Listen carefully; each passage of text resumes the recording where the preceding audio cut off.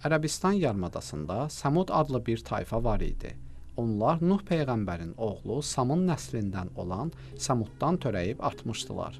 Allah onlara bərəkətli torpaq və bol su bəxş etmişdi. Bu torpaqlarda büllur sulu bulaqlar, altından axan çaylar, bağlar və bostanlar var idi. Allah Cəllə Cəlaluhu Səmud qövmünə də çoxlu nemət vermiş, onları uzun ömürlü qövm etmişdir. Səmud qövmü burada bağlar salmış, uca saraylar tikmişdi. Bu yerlərin sakinləri sənətkarlıqla məşğul idi. Onların ustalıqlarının şöhrəti hər tərəfə yayılmışdı. Mərmərləri yonub saraylar tikirdilər.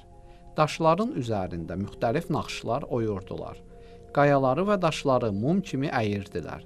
Dağları yonub içərisində böyük evlər, saraylar düzəldirdilər.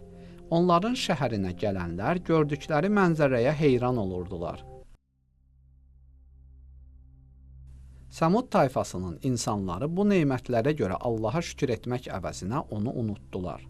Daşları yonub heykəllər düzəltdilər və onlara ibadət etməyə başladılar. Hər hansı bir nemət istədikdə heykəllərə yalvarırdılar. Unutdular ki, heykəl düzəltdikləri daşları da onlara verən Allahdır. Səmudlular da əcdadları kimi idilər.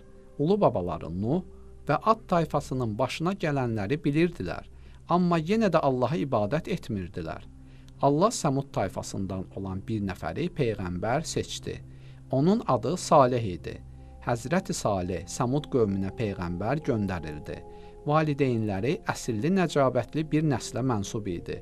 Onu hamı yaxşı tanıyırdı. Adı kimi Salih ömür yaşamış, qövmünün tapındığı bütlərə heç vaxt sitayiş etməmişdi. Allah Cəllə Cəlaluhu Salihi peyğəmbərliyindən əvvəl də hifz etmiş və bütlərə tapınmaqdan qorumuşdu.